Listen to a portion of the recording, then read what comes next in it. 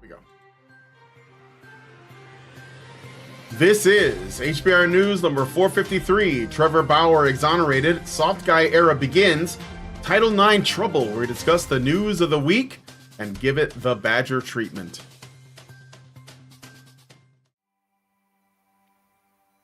Hello and welcome to HBR News, where we talk about the news of the week. And we're laughing. Why am I getting that wrong? What did I normally say? I forget. Anyway, we're laughing at the absurdity so that we're not consumed by it. I'm your host, Brian Martinez. I'm joined by my lovely co-hosts, Dr. Renner McCam and Hannah Wallen. And we have a great show lined up for you guys this week. So please be sure to continue the conversations both in the chat as well as the comment section. On this week's HBR News, we're going to be talking about the latest with the MLB All-Star Trevor Bauer and the woman who tried to destroy him. Title IX has changed in ways that women don't apparently like, even though it also regressed, but we'll get to that. Another man self-immolates in protest and more, so stick around, it's gonna be a good time. And be sure to join us afterwards for the patron-only show. So we kind of like, at first, I was talking to Allison about having the patrons help us with, doing some, like editing like clips from streams, but Allison was late to meet up with the folks over at Riverside because of course she was, and it didn't happen. So in the meantime, we're going to be doing a response video to our favorite I don't even know what to call her, but let's say our favorite person to talk to or respond to, Manifestel. I don't know if do you guys know who Manifestel is? Nay. No. Hannah? Mate? Nope. I said nay. Nay? Oh. Well, Manifestel is a woman that makes content for other women. I don't like her. No, just kidding. It is. I mean, like basically all of her content is essentially how women can live the princess life. Okay, And I like don't her. it's all about like female empowerment / entitlement. And she made a video called Men with an asterisk. I don't know what that means, but maybe she's saying they're not really men, because she knows what a real man is. Men date out of their league, then ruin women's lives. The paradoxical cycle. I mean, Kate Middleton lived the princess life, and the jury's out as to whether she's dead or not. She lived by the princess, she died by the princess. Yeah. So Richard Bier put this through, I believe, as a request. So we're making it an after show topic. So if you want to join us, I'll tell you what, I've responded to a couple of Manifestel videos with Allison, and she's like the Grinch of women. Like, I think that she's the most hateful, bitter. Actually, though, the Grinch has a redemption arc. I'm sorry, this is not fair to him, but this woman, there's a lot of hatred in her heart, and so we're gonna find out about that. What is it she's gonna say about men this time? And be sure to join us in the patron show. So to do that, you have to become a Badger yourself. Go to feedthebadger.com and set up a monthly subscription. That's feedthebadger.com/subscribe. And there is a link to it in the description. $5 a month will get you into our Discord, where you'll be able to watch all of the additional content, including responding to this video request. And there's also lots of other things going on in there. There's game nights, there's movie nights, there's writers' rooms, there's lots of community stuff. People have said a lot of nice things about our community, and I think that you would also enjoy that as well. So please consider becoming a Badger. And if you don't want to wake up in the morning to find that we have been yeeted from the internet, go to badgerfeed.com or honeybadgerradio.com. That's badgerfeed.com or honeybadgerradio.com. All right. With all that out of the way, let us get into today's stories. First, we have a follow-up for Trevor Bauer. So, Major League Baseball star, all-star that is, Trevor Bauer, has not only been exonerated in an ongoing sexual assault lawsuit, but is now taking his false accuser to court. In 2022, Darcy Adana as Esemonu, I'm sorry if I'm butchering your name. I'm not trying to butcher your name, Darcy, but it's just really weird looking. Accused Bauer of sexual assault that resulted in an unwanted pregnancy. Bauer's legal team insisted that the act was consensual and a one-time event. Bauer would later countersue, claiming that this was an attempt to extort him for money as he was facing similar allegations from several different women at the time. Bear in mind, this guy was a professional athlete and probably had a lot of money. Esmonu further claimed that Bauer forced her to undergo an abortion, and when he refused to pay her $3.6 million in hush money, she amended her claim to include allegations of sexual assault. Esmonu's story fell apart when questioned by a detective. She had first referred to the event as a miscarriage, which happened on the way to receive an out-of-state abortion. This change-up in story was later met with the fact that medical records she had provided do not show that she was ever pregnant.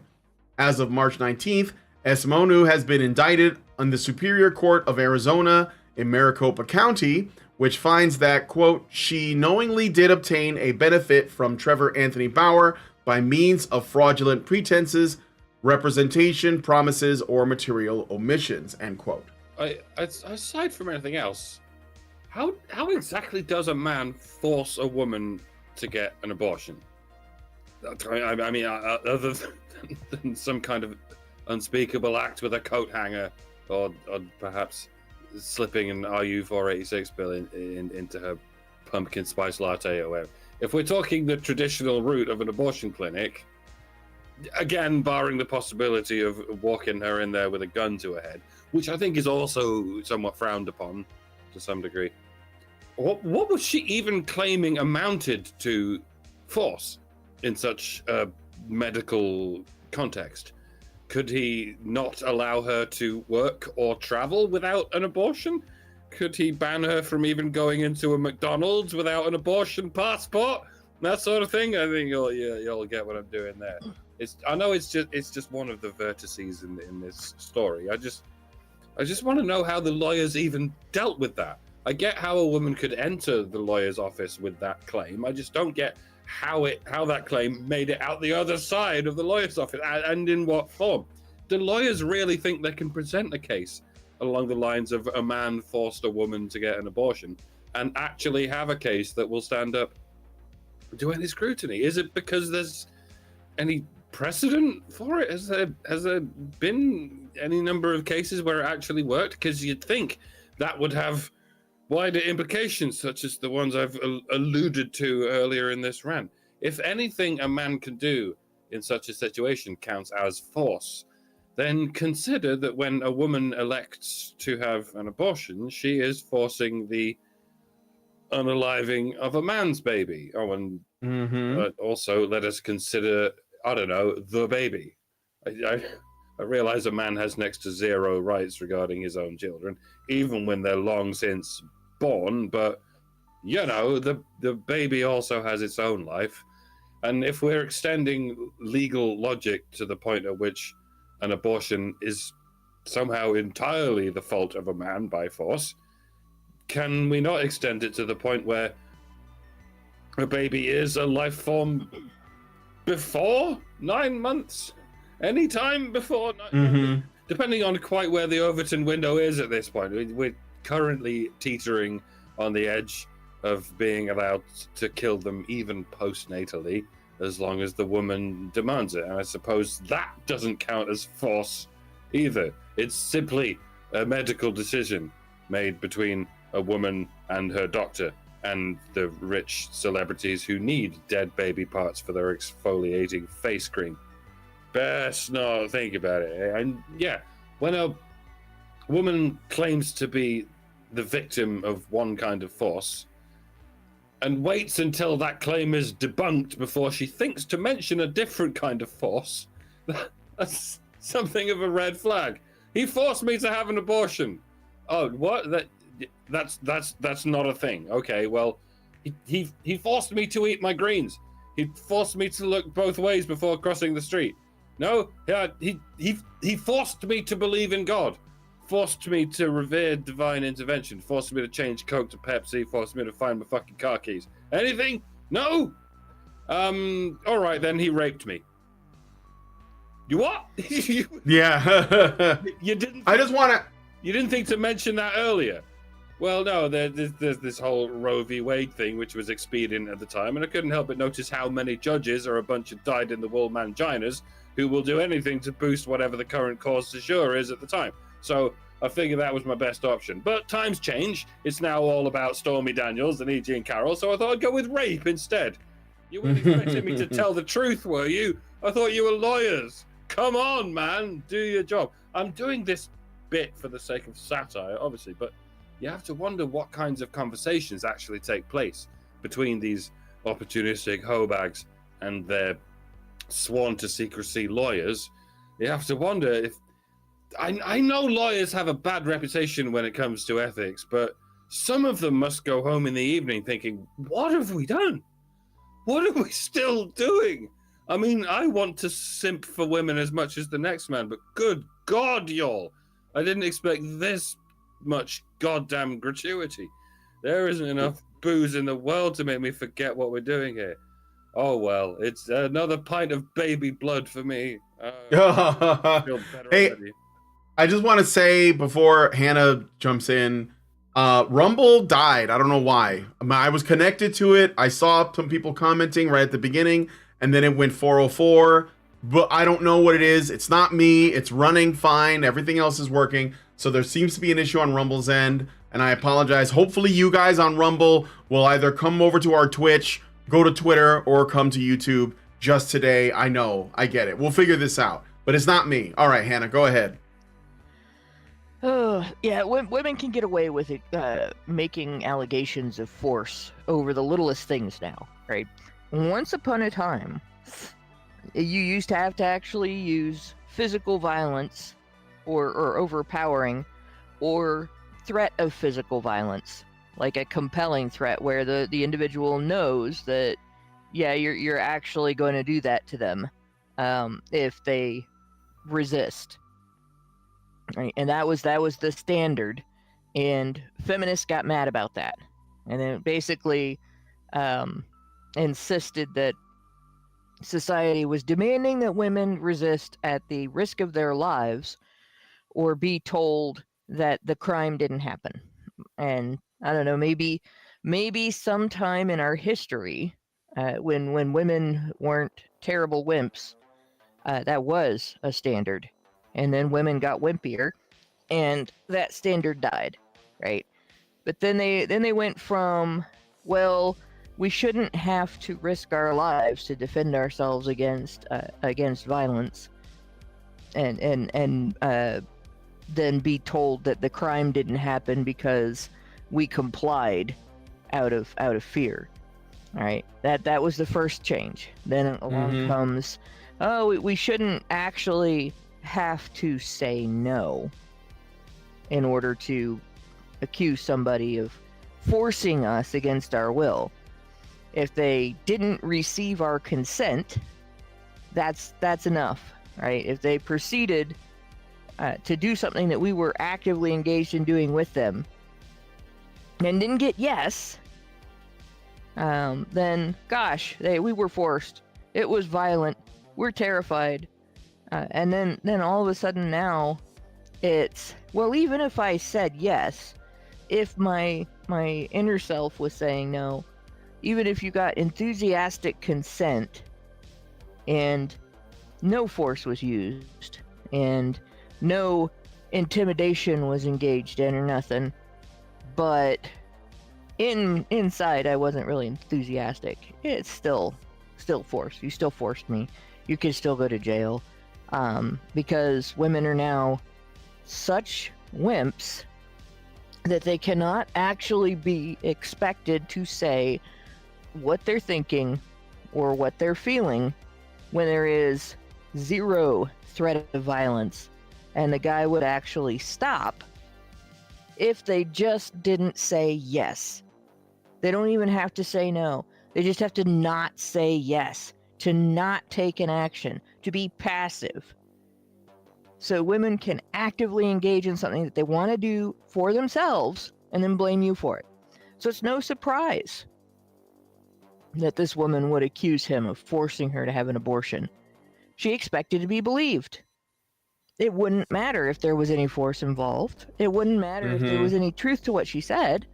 Women have been taught by the sexual violence narrative that there doesn't have to be any validity to the allegation for it to be perceived as true and acted upon by the courts. And like, I know the difference between forced and not forced. And I'm not talking about my story. I have a friend from where I grew up whose mother actually forced her to have an abortion. Like, physically wrestled her into the car, drove her down to here to Dayton, and went to an abortion clinic where the people at the clinic were complicit, knowing that this girl was being forced against her will in there, told her that they would tie her down if she didn't comply, and that they could do it because of Ohio's parental consent laws, which do not say that parents can force their children to have abortions. They only say that clinics cannot do an abortion without parental consent. And nothing was done for her. You know, Child Protective Services basically said this is a family matter, this is a healthcare matter. And there was no... So maybe when a woman is forcing a woman to get an abortion, then like all of a sudden, you know, it's not a problem. But if a man talks to a woman and tries to coerce her or convince her of getting an abortion, the whole internet blows up. And I'm not referring to Trevor Bauer. No. This girl came back battered and bruised. Like, that's force. That is actual physical force. I don't even know if she still talks to her mother at this point. But the next closest thing I know of to it are gals who are underage who have abortions because their parents tell them, well, do this or we're going to kick you out of the house. And that's not really force. There are actually laws about that. You can't kick an underage kid out of your house. You can put the child up for adoption. You can put the child up for foster care, but you cannot just kick them out onto the street. Legally, that's considered child abuse. But apparently, wrestling your child into the car, driving down to Dayton, going to a local abortion clinic here, and then having several people help you force the child into the clinic to kill the baby that's not child abuse, even though you know, this kid was kicking and screaming the whole time. And apparently nobody saw anything wrong with that, right? So I don't have any sympathy for this woman. She's being indicted, she's lying anyway. Isn't she? So. She's being indicted, isn't she? Like, that's what she deserves. She deserves to be indicted for this. If you claim that a man forced you to do something that you can legally refuse, that he cannot legally use force to make you do, that the people of the clinic would have to be complicit in order to facilitate that force. And I don't think they're going to do that if some guy is dragging a woman in there. But I like, you deserve to be indicted for that. I hope she goes to jail. Yeah, for sure. I agree. And also, you know, it doesn't really, like, I don't think it's enough, because I think Trevor Bauer, like, his career was destroyed by this. Like, he's got to work. I think he's like playing for a Mexican team now or something. He can't even play in the States, professional baseball. So, or I thought he went to Japan. It was one of those. Might have been both. Anyway, let us know what you guys think about this in the comments. I think Mike and Hannah basically said what I was going to say. I'll read your super chows and we'll go on to the next story. So Meredith G is the first one up. Thank you, Meredith. Gives us $5 and says, HBR News 453, as much as I appreciate that Bauer has been cleared of the accusations by both false accusers, I still feel it's not enough. He will not get his career back. The MLB will never hire him again. all of the evidence to clear him was available to the MLB when they suspended Bauer. Yeah, because they're gynocentric pricks. And I mean, like, isn't this the guy that had all the receipts? Like, he had video evidence. He made a video on his YouTube channel or something where he like laid it all out, and we covered it a while back. You know. Well, thank you, Meredith.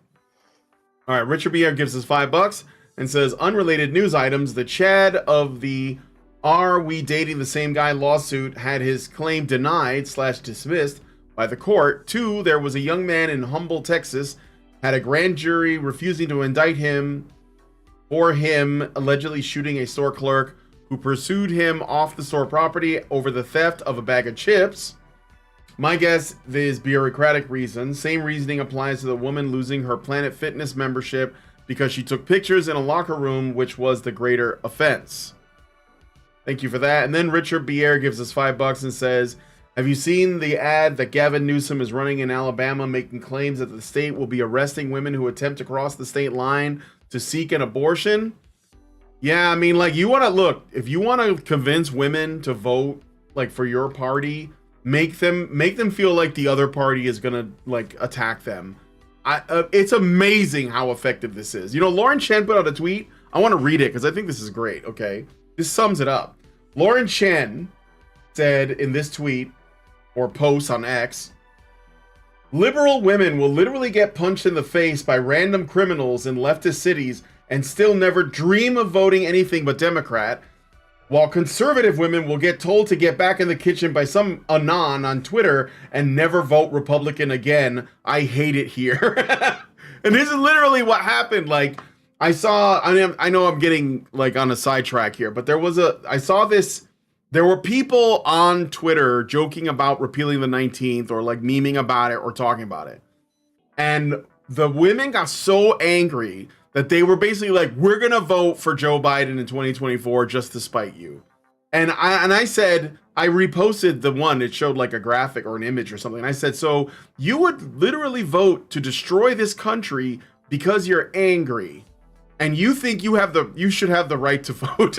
Like, I mean, like, what the fuck, ladies? Like, there's no, I just said, that sounds really emotional to me. For her anyway, or vote for him. Well, anyway. I don't know, maybe, but like, I think that Lauren Chen's got a point. I think that like, maybe sometimes I think that the women's drive to vote against the interests of men just for spite or to virtue signal themselves, which is what the leftist women do, is more important than making like rational decisions about what is best for the country. I think they do. I think, and that's why Gavin Newsom can do that. He can say, you know, if you don't, like, I don't know, do something about this governor in this other state that I have no involvement with, if you don't do something about that, he's gonna like arrest you at the border if you try to get an abortion.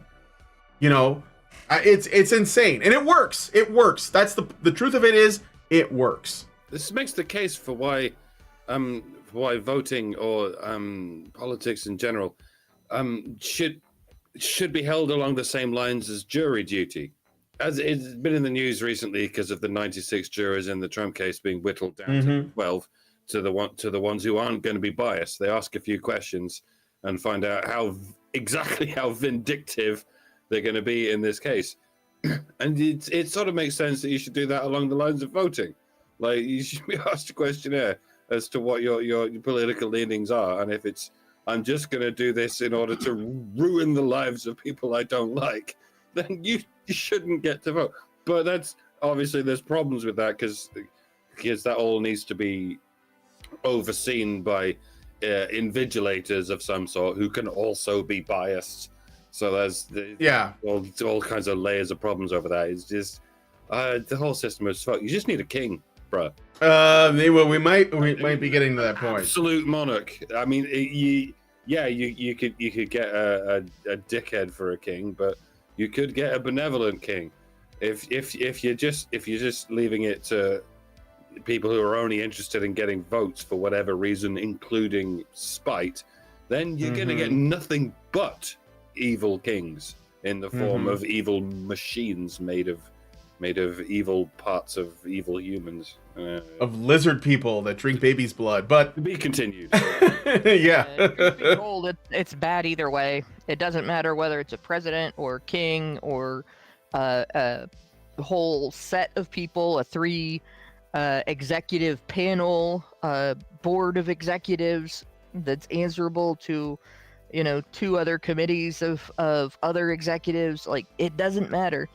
As long as it's a set of people that feels entitled to make moral decisions about the lives of other people and enforce them, it's going to result in people being wronged.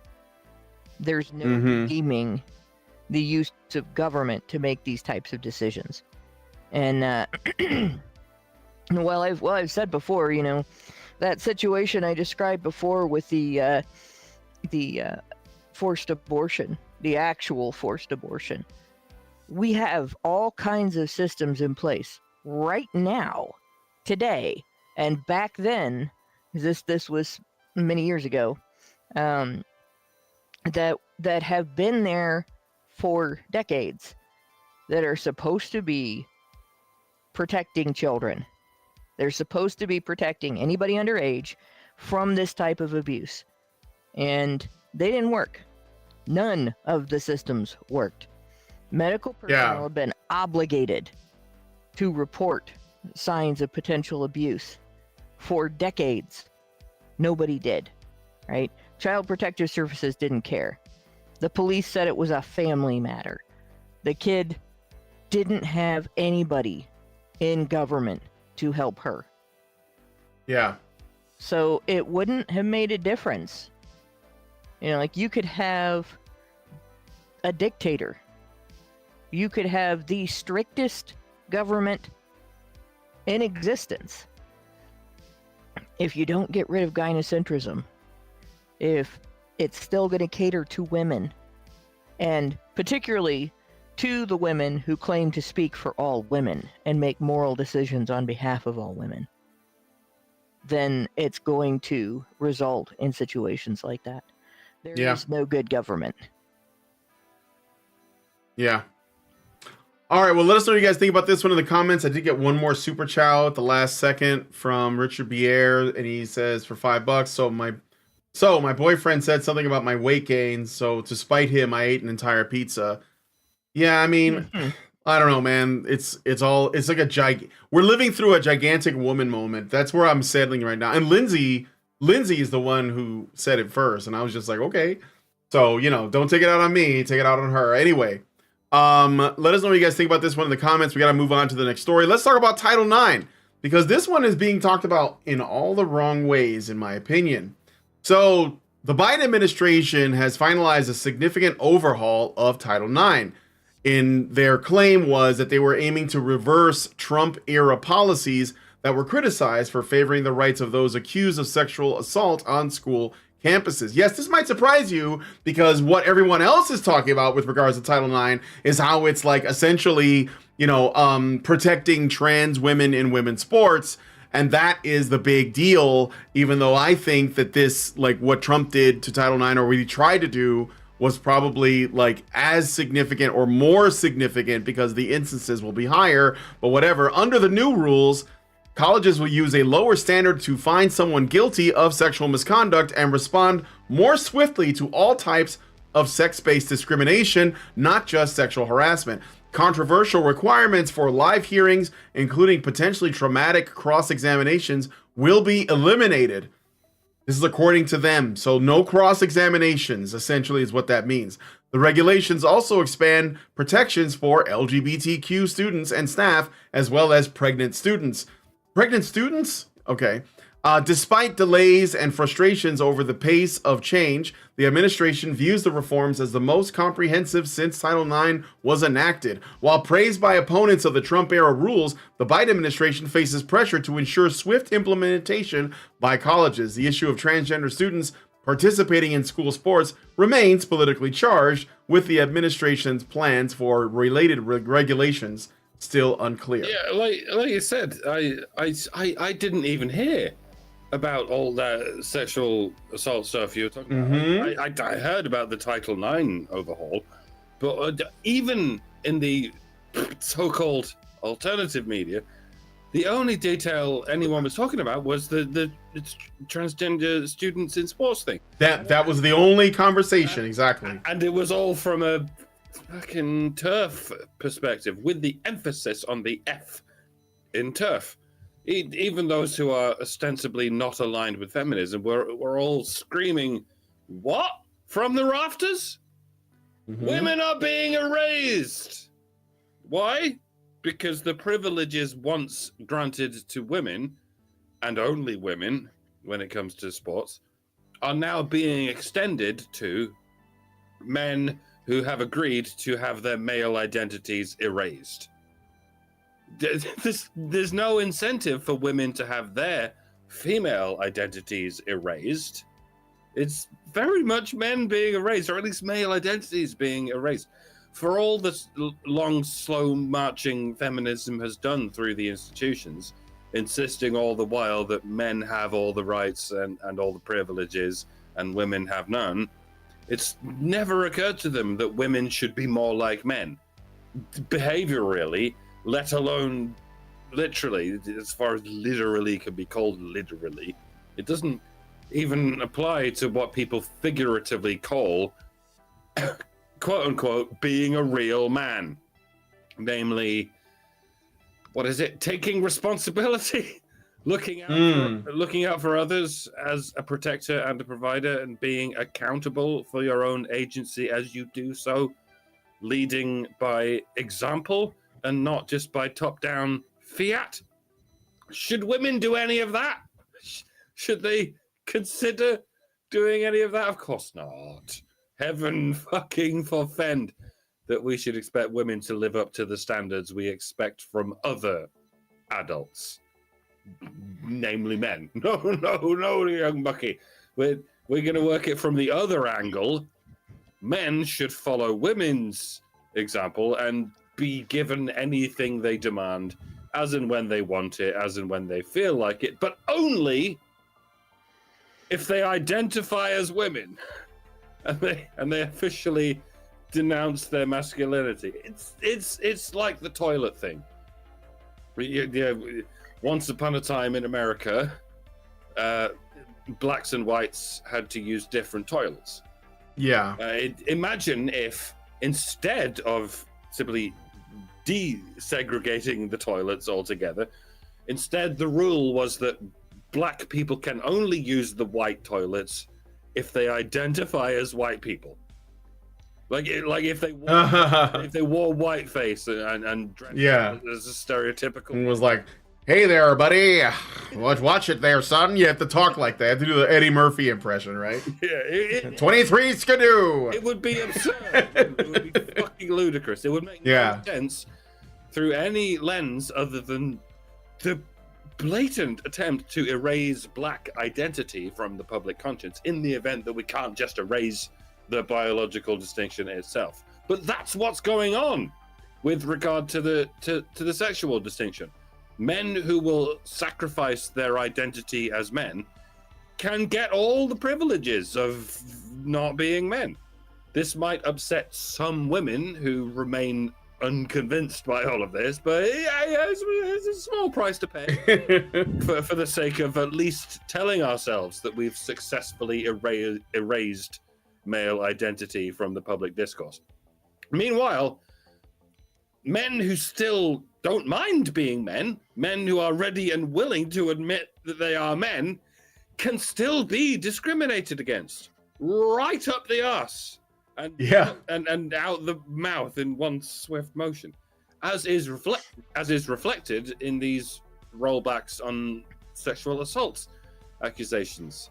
They were always meant to target men, not just to protect women, but to target men, to target not just male-bodied individuals, but male-minded individuals, and anyone who still has the audacity to admit that they are male in any capacity in the fucking current year, no less.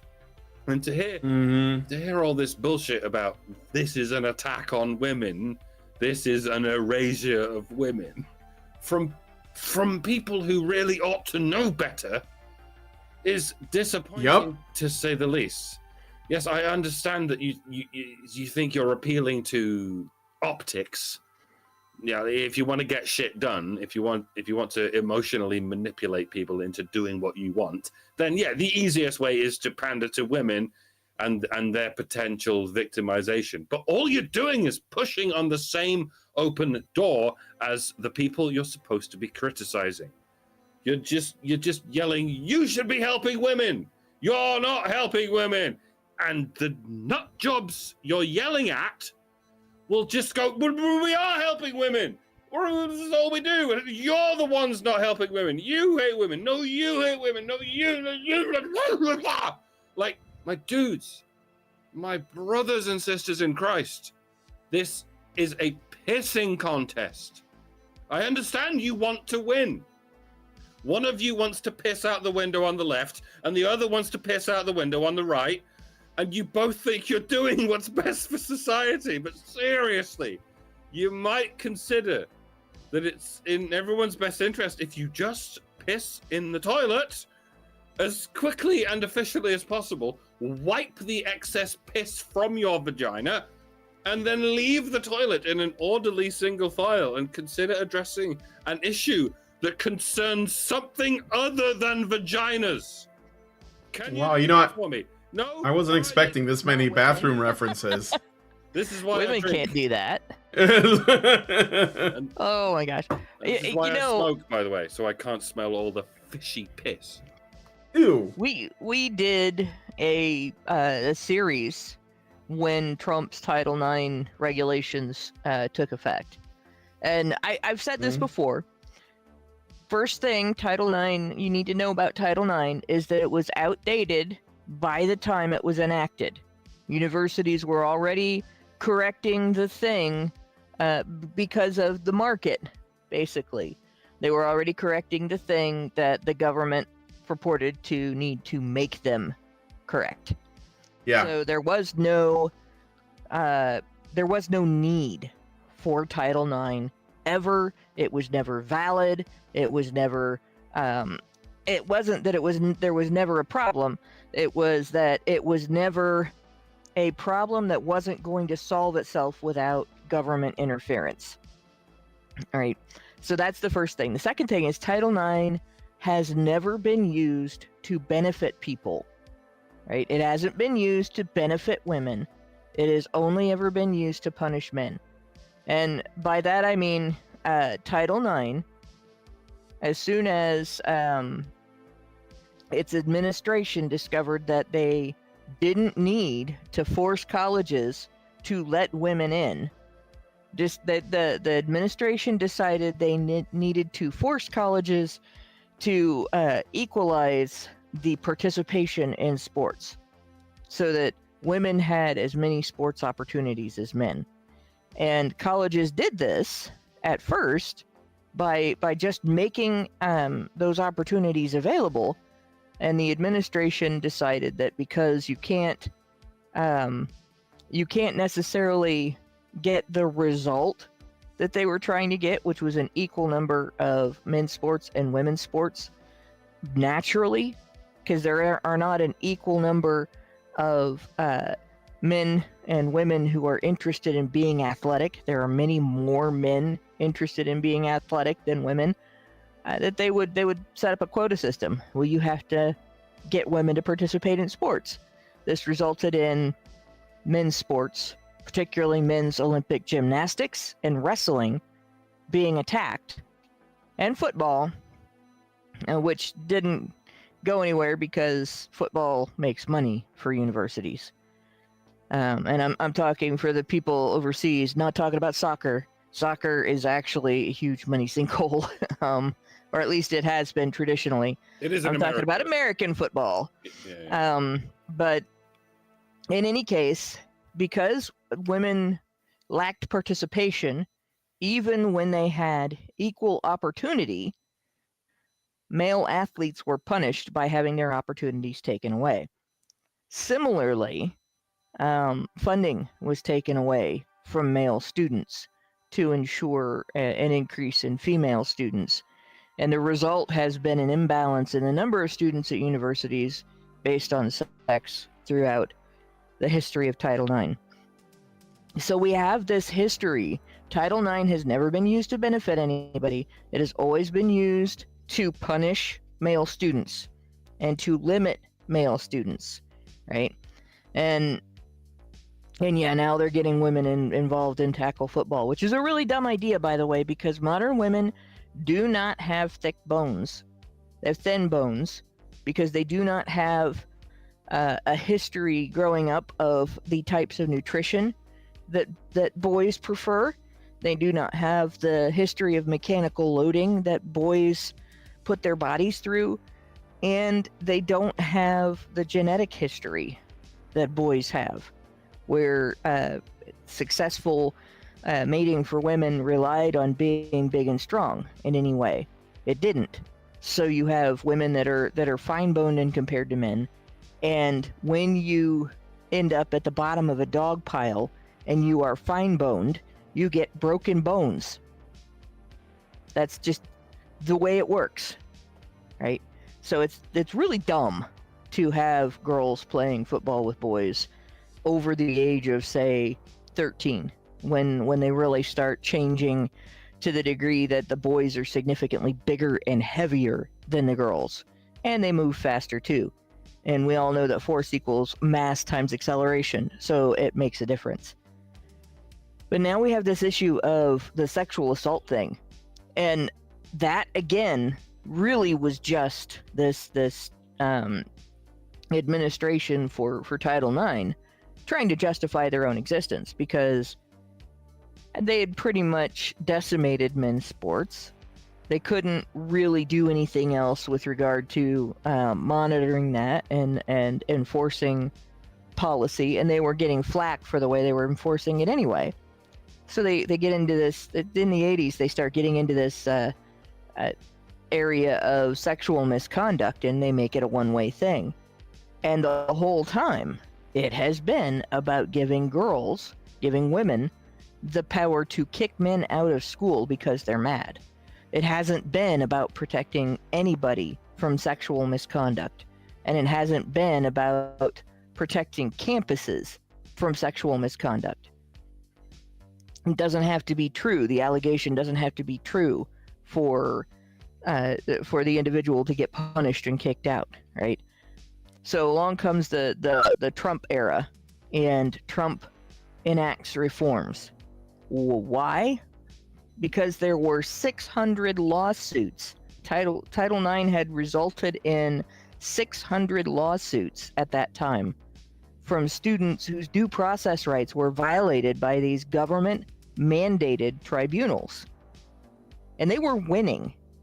The courts had set precedent that obligated the universities to uphold certain standards, and those standards were written into the Trump reforms. So when Biden rolls those reforms back, what he is doing is telling the federal courts that have set precedent that guided the creation of those reforms, fuck you. Now, I do what I want. It doesn't matter whether it's legal or not. Doesn't matter whether the courts consider it to be a violation of the constitutional rights of the students or not. I'm the president. I will do what I want, right? He thinks he is a king. Checks and balances out the window. So this is going to be a legal nightmare, because now the universities have the executive branch of the federal government obligating them to violate the standards that the judicial branch of the federal government imposed on them. And by the way, according to Title9forall.com, which is Jonathan Taylor's website, Jonathan Taylor was formerly a voice for male students on avoiceformen.com. There are now 856 lawsuits. So the women at universities, the university human resources departments are still getting the universities in trouble. It's just that now the federal government is telling the universities that they have to disobey the federal government, and I don't see how they're going to not be fucked. I have no sympathy. I mean, I've been kind of railing against the scam that universities have made themselves. You have a handful of ways to get through university with some licensing, and that makes you able to earn more money, and a shitload of ways to just get scammed out of hundreds of thousands of dollars or into hundreds of thousands of dollars of debt that you're never going to get out from underneath because you can't earn it back with the degree that you got from the university. And in fact, you may end up working as a barista instead. So all of this, like, in my opinion, whether it's intentional or not, is just a means of destroying the university system even further and making it even more of a scam where men are concerned. Mm-hmm. And this is just yet another reason why unions that are more male dominated need to fight tooth and nail to stop the catering to women in the trades, right? Because they're making the professional end of things unfriendly toward men, which is a mistake for everybody, because that means there's going to be less gastroenterologists, there's going to be less infectious disease specialists, there's going to be less mechanical engineers, and there's going to be less of a whole host of other professions that are far from equally sought by women. Yeah. But if you allow the trades to also be treated this way, you're basically making it so that men can't get jobs at all. And that's dangerous. Because men do work that women won't do. And men doing work that women won't do has been a thing for centuries. Centuries. And it's not that women can't do, it's that women won't do. Mm-hmm. Right? There is work that women aren't as good at women aren't as good at as men. But there's a lot more work that women could do just fine, but they won't. And yet, women are ending up taking over those areas. And when women lose interest in those areas, when feminists decide it's not financially lucrative for them to try to get women into those areas anymore, to support women in those areas and so on, we're going to end up with a crisis like you have never seen, because there will not be enough people doing those jobs, and the services won't be getting provided. Things will not be built, right? Your utilities will not be managed, and you're going to wonder what the hell happened. Well, my answer to that is Title IX. Yep. And if you are so short-sighted that the only thing you're worried about in either direction, whether you're mad about it or glad about it, is whether male students can dress up as women and take sports trophies and stuff away from female students, you are really missing the boat. Yeah. Well, I think they took the bait on this because, like, I think that there's a lot of people reacting one way or the other to this Title IX thing, and the only thing they know is that, like, it was essentially going to protect, trans women in women's sports. So it's like that. Let's. I know it says LGBTQ students, but come on, that's not really. And pregnant students, those things are not like a discussion. It's men, biological men playing in women's sports, and that's the only takeaway, and that's what everyone's talking about. And what that tells me is that they were baited into it.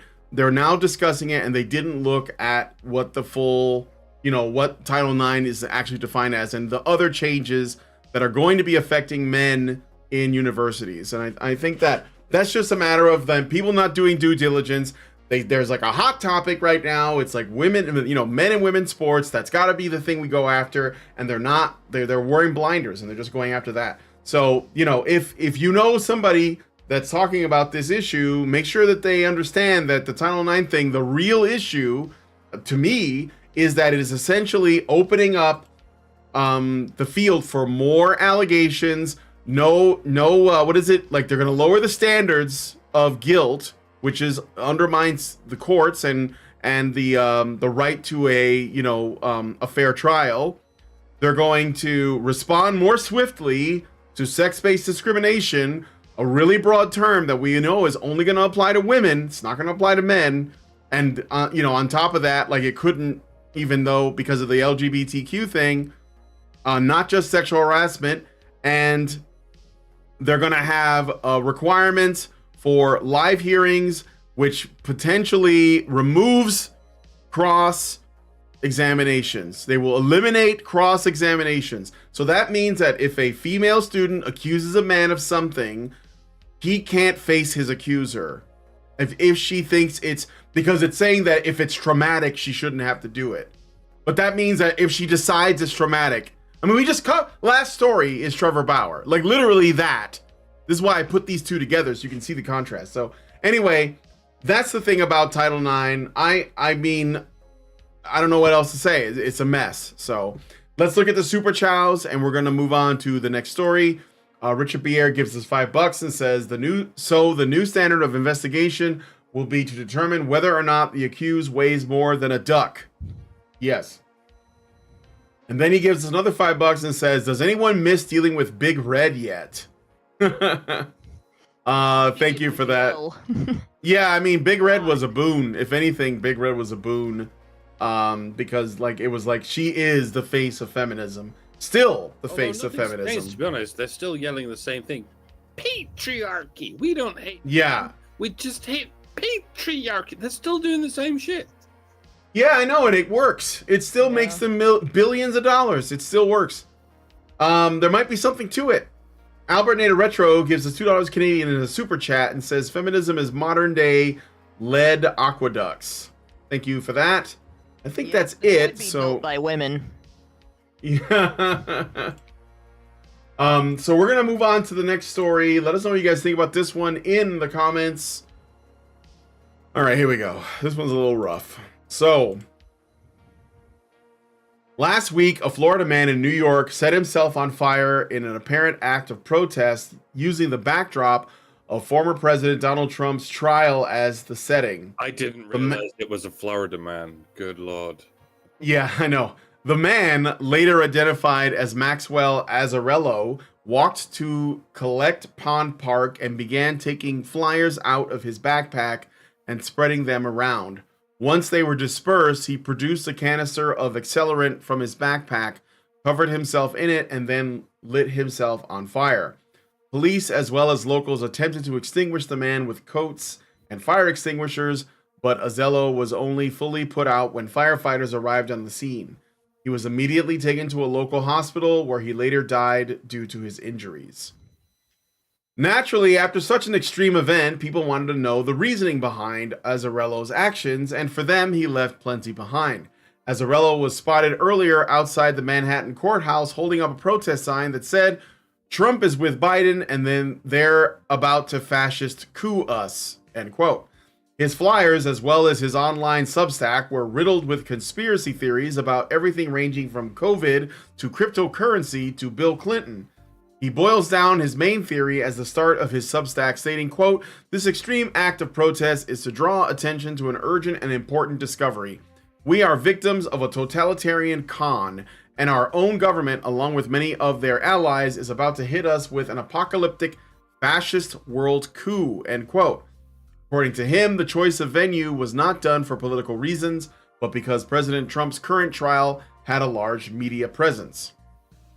Azzarello's descent into madness, this is written by Mike J, by the way, appears to have happened around the time in which COVID hysteria was in full swing. Although it is not known exactly what set him off, this is when he began calling himself an investigative researcher and immersed himself in the world of conspiracy theories. The next few years culminated with him launching a lawsuit with over 100 defendants.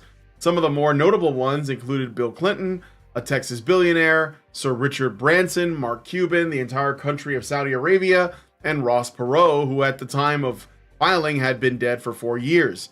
The suit claimed that there was an elaborate network of Ponzi schemes ran by celebrities, billionaires, politicians, and tech industry insiders that started sometime in the 1990s. The lawsuit was filed by Azzarello himself using no lawyer. It was promptly tossed out later the same year when Azzarello failed to show up with court filings. More information was later filled in by his friends and family. Daniel Carlton, a lifelong friend of Azzarello, stated, quote, "There may have been a chemical imbalance there that was made worse by substance abuse, but there was no specific diagnosis. He's always been very smart since middle school. He was a good guy and he was always political. He was alone for a long time and I think it was a major contributor to his decline. His family is great. They knew he had issues and they had him checked into a mental health facility last year, but they couldn't keep him past a 3-day hold. Max was smart enough to game the system and fool the system. The mental health system actually failed him," end quote. It was revealed by sources close to him that when he was younger, he was prescribed antidepressants and Adderall, and that later in his life, he had began using amphetamines. It was around this time that Azzarello's mother died and he quit his well-paying tech consultant job. Then in March of 2023, when Silicon Valley Bank collapsed, Azzarello became obsessed. As his drug use skyrocketed, he began to craft his own conspiracy theories. Azzarello would go on to be arrested 3 times in Florida, including one arrest for throwing wine at a framed autograph featuring Bill Clinton.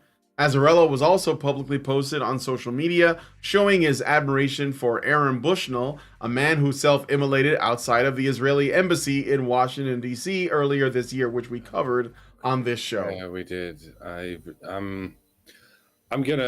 This is gonna take like 7 minutes, I think. So strap in. I recall the state of my Twitter feed on the day this happened. The weirdest thing went on. For the first few hours, people were scrambling to find out what his political leanings were.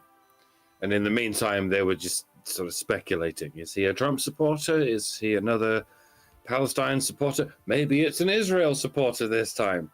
The point is he a leftist or a rightist? I need to know if his views align with mine before I can figure out how I should be reacting. Oh, okay, it turns out he's an anarcho-communist. Good.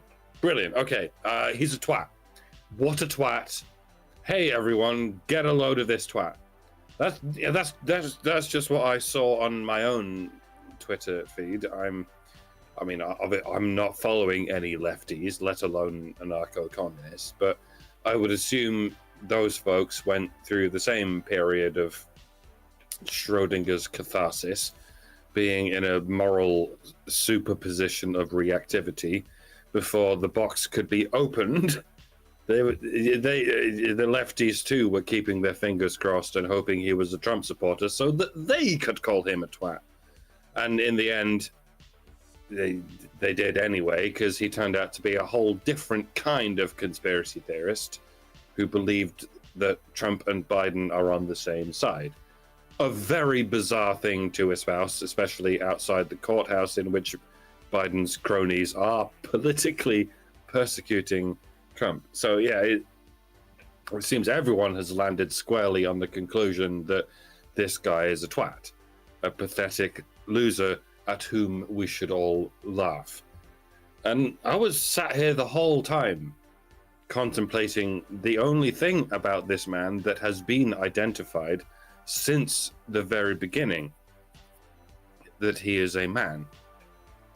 Now, maybe I'm weird, maybe I'm one of those ideologically possessed MRA type things, but I heard a man has set himself on fire, and my initial reaction was, oh no, not again. no man deserves to find themselves in the kind of mindset where they resort to the most painful death that can befall anyone. And now that we know what his politics were, my reaction is, believe it or not, still the same. I would be just as horrified if it was a woman, by the way, but it wasn't. Nor was the last one, or the one before that, and so on.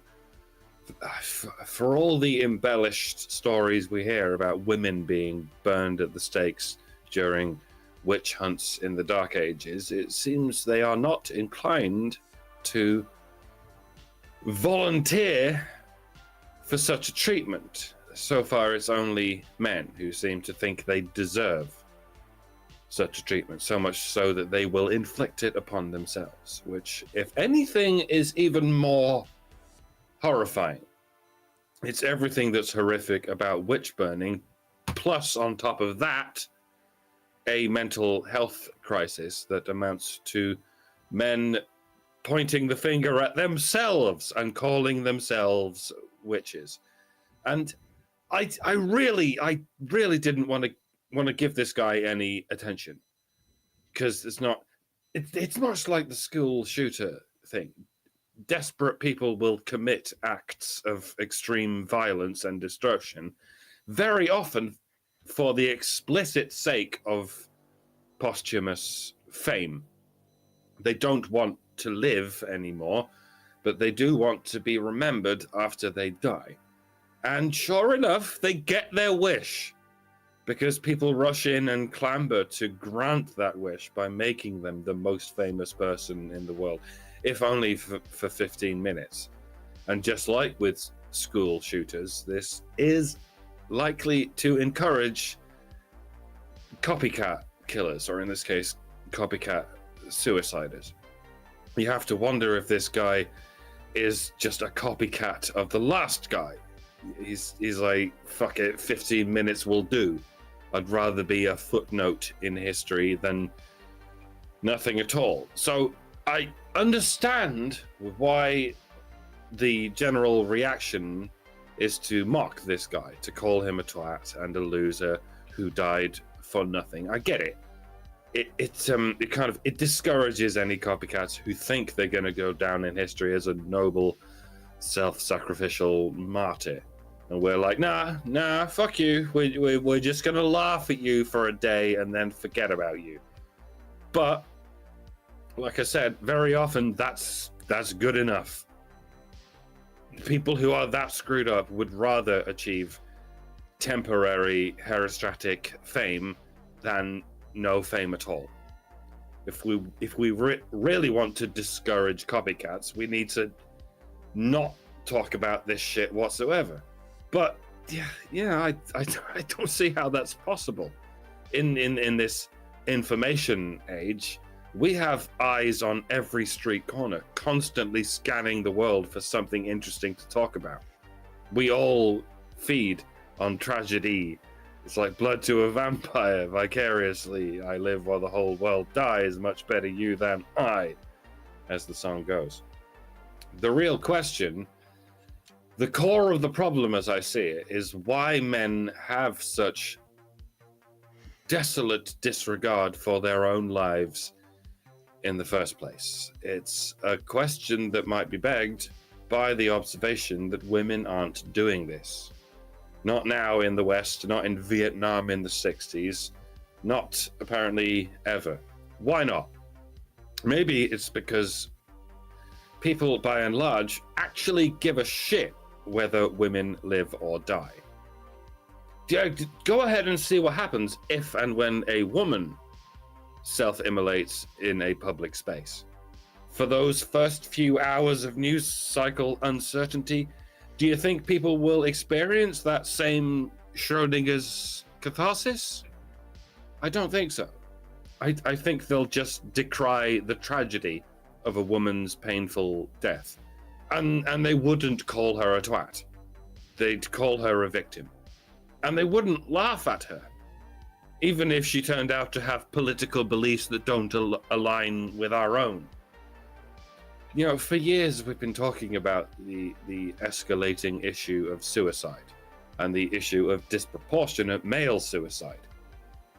When men kill themselves for a cause, it is still an issue of mental health, regardless of the cause in question. But when it's men's mental health, for some reason, people will still mock those men for committing suicide, even in the most drastic of ways. Or indeed, they just ignore it. When Earl Silverman killed himself, he did it partially for the sake of those 15 minutes of fame, to bring awareness to the men's issues and the lack of men's services. Indeed, the broad hostility towards such services even existing.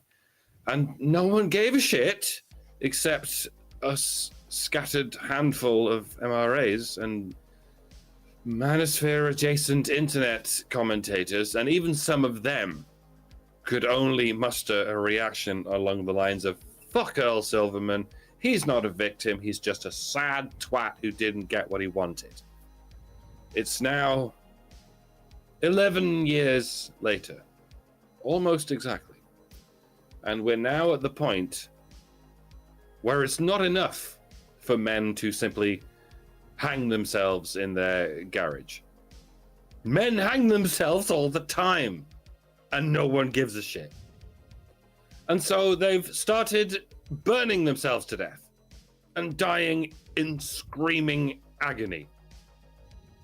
And they're probably going to keep doing it until the time comes when no one gives a shit about that either. It'll just be another everyday occurrence. Oh, look, another man on fire, screaming in agony. Meh. That's toxic masculinity for you. Let's let him get on with it. Let's have a barbecue on the embers. Let's nonchalantly sweep the smoldering remains into the compost heap and carry on complaining on behalf of the poor whammons who have to share their locker rooms with castrated, demoralized men who are also going to kill themselves. What a bunch of twats, am I right, ho-hum? Another day, another dollar, and so on and so forth, to the end of time, which will be quite soon. Pass the white pills, brother. We are so back. We're so winning. Oh, sorry. It's interesting that it takes a guy setting himself on fire and making national news for it to be even talked about, that not necessarily that the medical system, that the mental health system is failing men, but that it failed him personally. There are hundreds of thousands of men in the United States every day who are profoundly failed by the mental health system, because their flow chart for treating a guy starts with, can we call this toxic masculinity? Yes. Okay. Treatment. Demonize the man. Beat him into submission. Demoralize him. And, the answer then is success. Like, once he stops being so manly, then the system feels that it has had a success. And those men go on and continue to self-harm and, continue to suffer anxiety, depression, grief about their situation, and a failure to find fulfillment in their own lives. Or you have, no, we can't call this toxic masculinity. Well, then he must be dangerous, right, to himself and others, because he's delusional, or, some other such thing is wrong. Or if he doesn't have anything going on that can be considered threatening to the public, oh, he's fine, let him go. We're not going to help him. And that seems to be it now for the mental health system. Nothing about actually dealing with the problems that men bring to them. Nothing about actually helping men find a way to survive in the gynocentric world that they're forced to live in, because there isn't someplace else to go, and they can't change it. And they've been told all their lives that if they fail to change something that's bad, it's their fault. So, I don't know.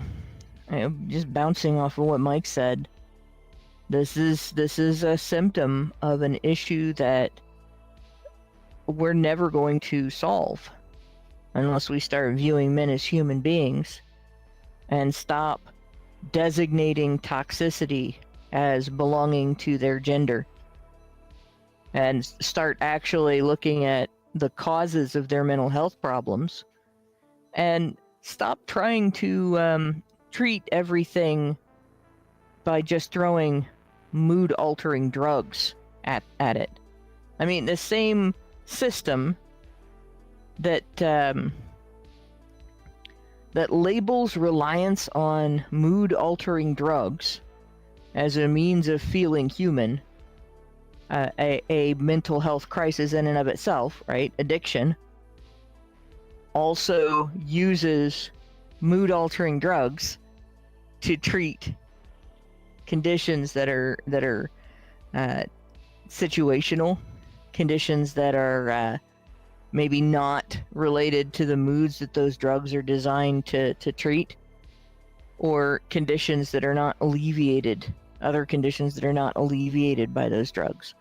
And instead of doing anything further to help the individual, they just throw a bottle of pills at him and send him on his way. And when he sets himself on fire, they call him a twat. Yeah, pretty messed up.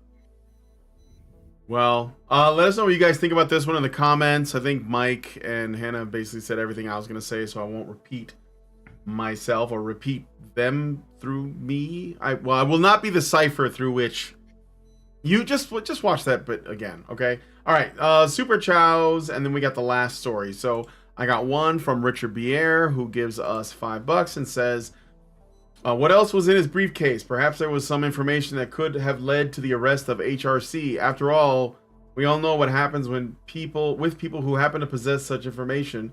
Somehow there is still a concerted effort to still keep up the manifesto from the Nashville mass casualty event creator from being released to public view. I believe there's a fight to get that released, but I could be wrong. There's a current case.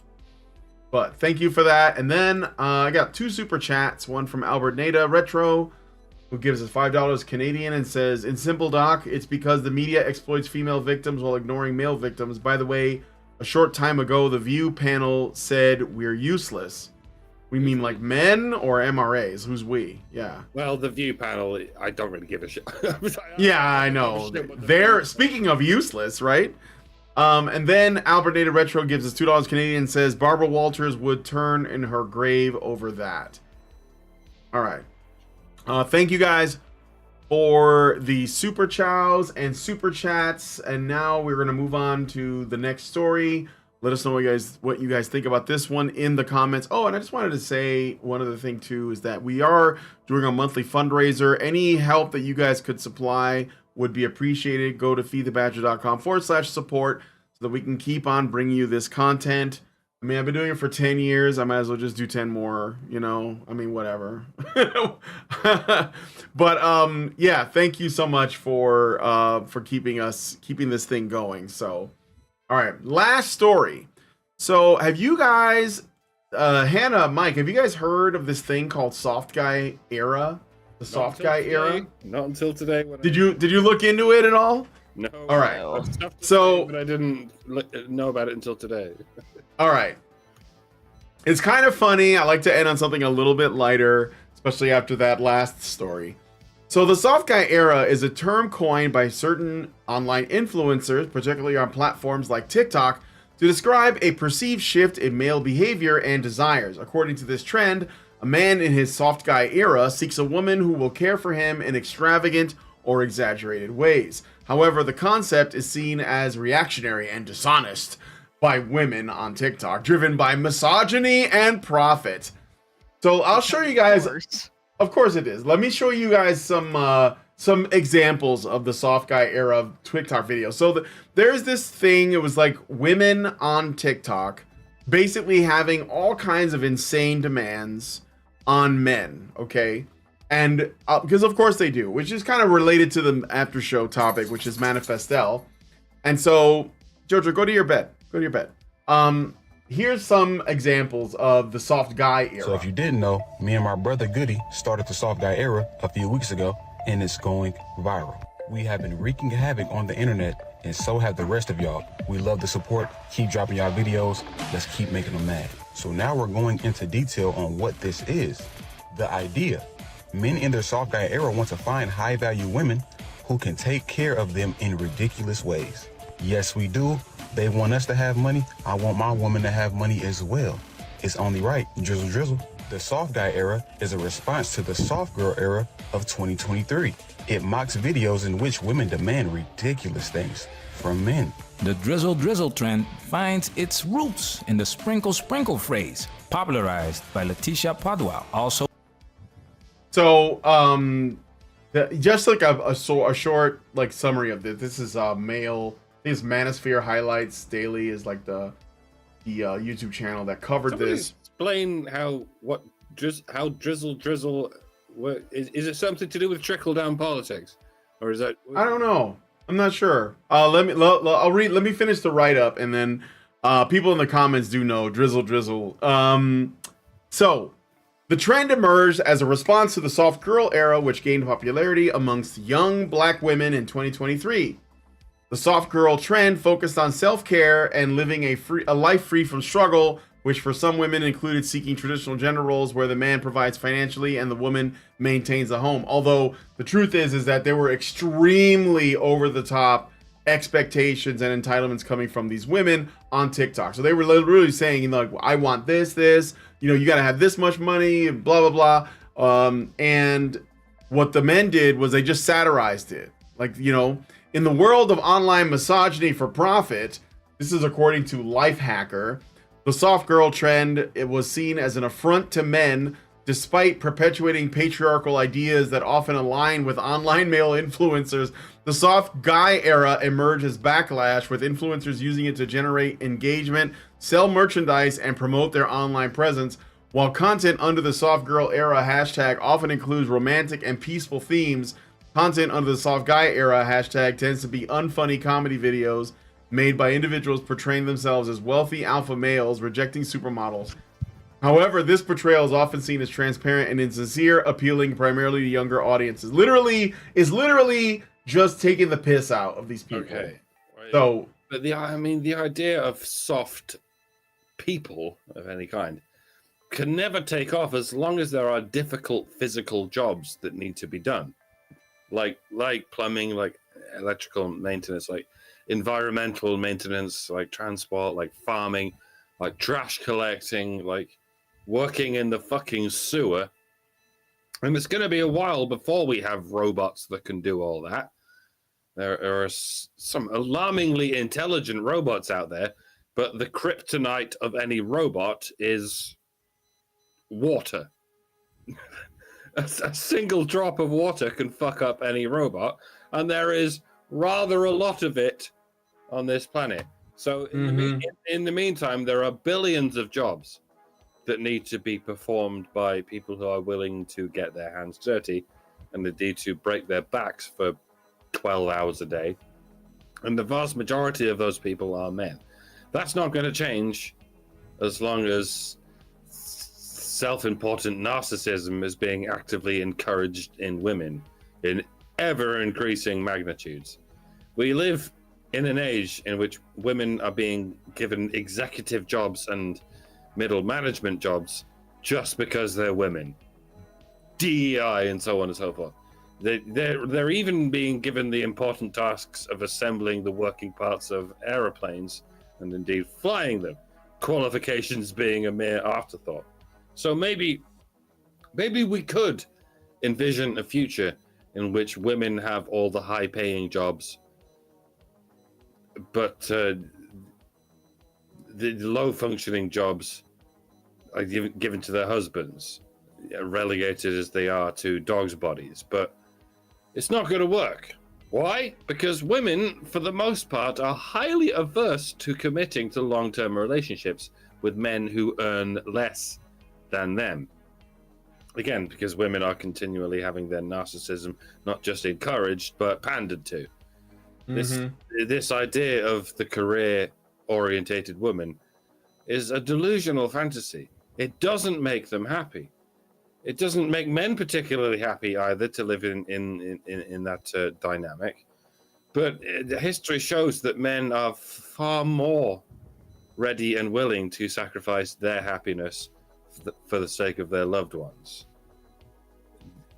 In the ways women are, it's difficult to say to what degree this is natural and to what degree this is an affectation of modern gynocentrism, but it does seem there is a grain of truth to it. As small as that grain might be, it does seem to indicate that men have some inclination to act in the interests of women in a way that women do not have a comparable inclination to act in the interests of men.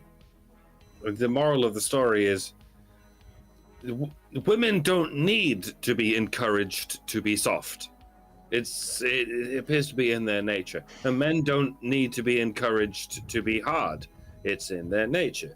If you leave men and women to their own devices, they will gravitate into these slightly different natures. Men will hunt in the wilderness and women will gather in the domestic space, and they will appreciate each other.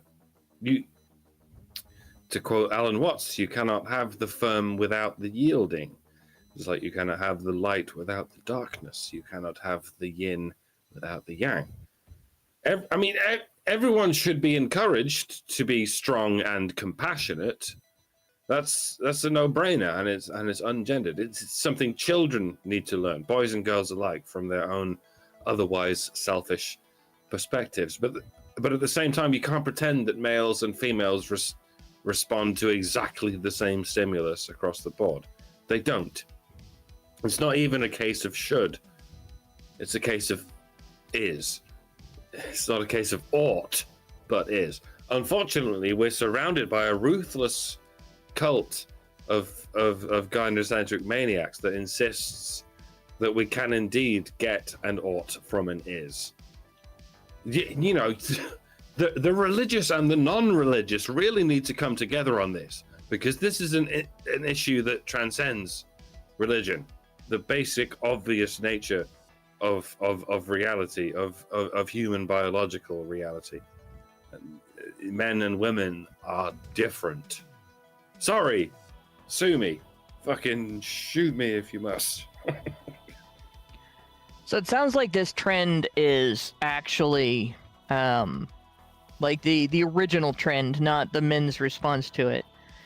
But the original trend is actually just the same thing that we're going to be talking about this week on HBR Talk, and that is the female aristocracy attitude, like the female aristocracy mentality, and that goes all the way back to medieval aristocratic women. This is actually kind of amusing, the response they're getting and the anger they're showing over it. So I'm gonna briefly lay out what I think of it, but if you really want to hear, do you want to hear some examples? I think I have clips here that I could play of what the soft girl era thing was. But like the soft guy era is simply it's simply making fun of it. They don't actually expect any of the shit that they're saying. They're just showing women like how ridiculous they sound. It's not new, right? No. If you want to play clips, go ahead and play clips. Let me see if there's if this is something. All right, let me play it. Because a lot of times people are like, what do you bring to the table besides it? A lot of people throw in that sex because they automatically think that they're gonna get sex. I don't bring nothing to the table. What you bring? Well, if I were a waitress, I'd bring your order, and I know you better have my tip. But I'm not a waitress, so I bring nothing to the table. I'm the guest of honor. You bring me something, okay? Givers have So yeah, there's an That's- example. She That's was what the I thought it was originator. gonna be. It's pretty Yeah, much I am the table. Yeah, I've heard this before. I've seen it before. They didn't have a label for it before. It's basically just entitled bitchy women being entitled bitchy women, and expecting that to bring them clout and a bunch of yas queens, right? Encouraging the entitled bitchy women to continue to be entitled and bitchy, and of course it's going to piss men off because what they are advocating for is a system of slavery in relationships where the relationship consists of lord female and her vassal the man, right? That is it. That's all this is. And that's not what love is. It's not what relationships were intended to be. It's how you end up divorced in 5 to 7 years and complaining that somehow after you married a guy who made more money than you did, and then you divorced the guy, that you ended up with less money than you had when you were married to him, which is kind of how it works, right? You abandon the person that is paying your bills. Suddenly he's not paying your bills anymore. Oh wait, I knew a guy that went to jail for being beaten by a woman in his own home that she didn't live in because she was mad that he stopped paying her bills in the 90s, the early 90s, right after the Violence Against Women Act passed. This is nothing new. This is female entitlement, and it is something that men need to just stop putting up with this shit. It's bullshit. The whole concept of love was, I want to say muddied. It was corrupted by the idea of romance and chivalry, which are different sides of the same coin. Which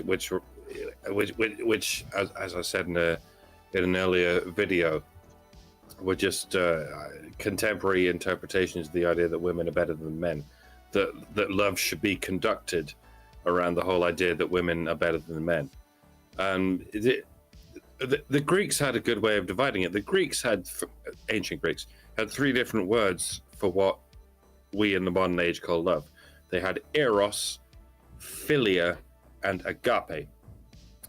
Eros was physical, with sex, basically. Philia was, which I guess you translate as friendship. It's just loving anything. It could be the love you have for any hobby or whatever. And agape, which is a spiritual kind of love, which is a lot more difficult to translate. It's something that doesn't exist physically. It's sort of an abstract thing.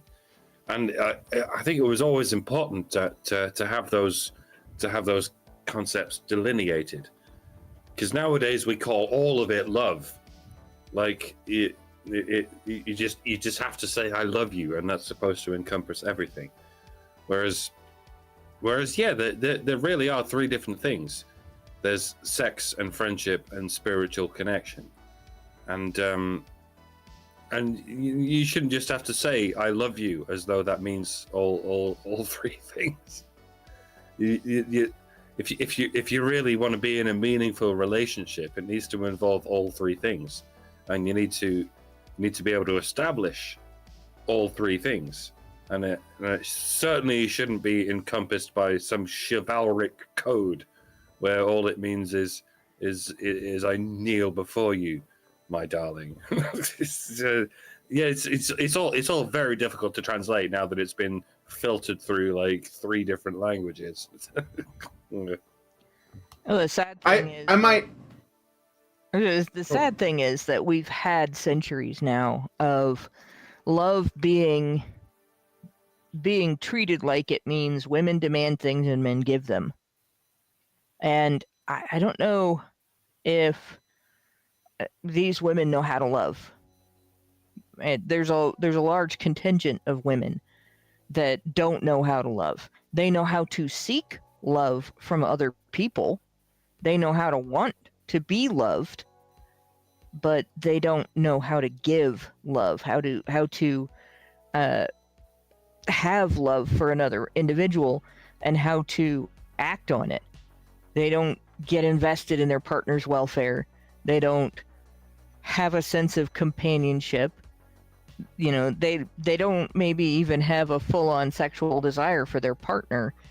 They just want sex, and the partner is there, so they'll use him for it.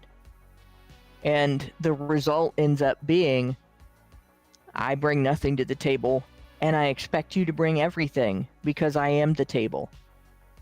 Women get mad as hell when men compare them to inanimate objects. But they will say, I am the table. If you liked it, then you should have put a ring on it. I don't know how you're supposed to put a ring on your ass, but fine. Right? They will not refer to themselves as human beings because human beings have agency and they interact with other human beings on a human level with intent and consideration and mindfulness. But if you're just a table, you expect to be decorated and taken care of, cleaned up after, right? But not have anything expected of you. What a sad, sorry, pathetic existence that is. Gross. Yeah. I think I have some clips of the soft guy era. Let me see if this is it. I'm gonna play a little bit and then we'll call to it. be provided for in the same equality. The soft guy era may appear as a humorous trend on the surface, but beneath the laughter lies a profound commentary on the complexities of modern dating. By holding up a mirror to society, we're reminded that true connection requires understanding, empathy, and perhaps a drizzle of humor.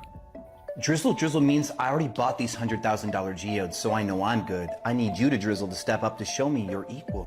Drizzle means I'm in my soft guy era. I'm taking my $9,000 Fujifilm camera and traveling the world to do photography. And if you can't fund that to help me start my art gallery, then you're not a good person, Drizzle. That's what? I still don't understand what. He's just turning. I don't know why they're saying drizzle either, but all right. So I'm gonna end the show there because I gotta do a patron show and then I gotta go pick up Lindsay, so I can't go any longer. But I did get a super chow, and I just want you all to know that we're gonna be doing this in the patron show. Well, not a super chow, it was a super chat. I'm sorry. We're gonna be looking at, speaking of entitled bitches, we're gonna be looking at Manifestel.